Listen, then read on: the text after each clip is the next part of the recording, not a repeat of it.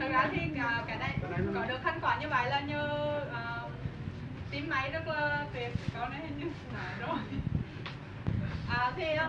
Rất tiếc là hôm nay hai bạn team máy của mình không đi, nhưng mà cũng qua LC này thì mình gửi lời cảm ơn tới hai bạn là Phi Anh và Lan Anh, thì mọi người đã rất là dành rất nhiều thời gian cho OC của mình, và mặc dù là cái công việc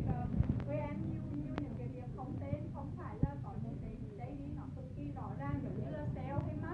mà bên QM nó sẽ phải lo từng việc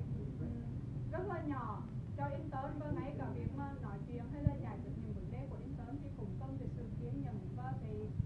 gọi là kiểu mình phải rộng lòng một chút, thì cái máy của mình rất là tuyệt, và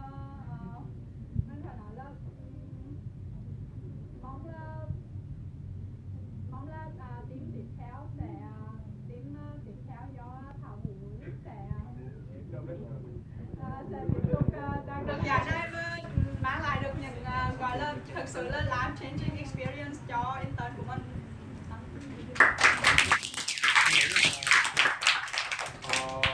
Thì lúc nào mình cũng nói hết luôn rồi ấy. Nhưng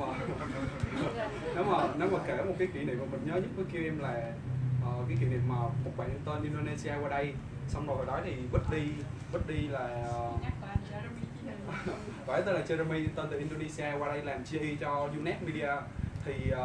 Thì lúc đấy là kiểu Buddy kiểu ban đầu không có thời gian để mà chăm sóc á, thì sau này khi mà kêu em mời lại cái bãi đi chơi với các event của bên kia đó, thì bãi chửi quá trời luôn, bãi chửi cả kêu em cả Isaac, rồi kiểu chửi như dùng những cái từ mà mọi người không thể nào tưởng tượng được đâu, kiểu chửi rồi kiểu giống như là kiểu miệt thị Isaac tới nỗi mà mình không thể nào tưởng tượng được luôn ấy. Mà lúc đấy thì lúc mà chị của em nói với mình á, thì cái người mà nhận nói chuyện với bãi là một bạn newbie tên là Lan Anh, và kiểu chỉ vừa vào 2 tháng thôi mà đã bị kiểu intern nói như vậy rồi. Thì mọi người cũng biết là kiểu nó rất là kiểu worst experience luôn ấy. Nhưng mà khi mình hỏi lại Lan Anh á là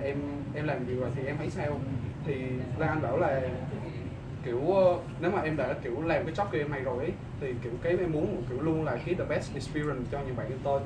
và kiểu em sẽ chịu chỉ khi nào em chỉ stop nói chuyện với ấy khi nào mà ấy hiểu ra được ấy là kiểu iGIP hoặc kêu em của bên mình thì kiểu muốn the best experience thôi.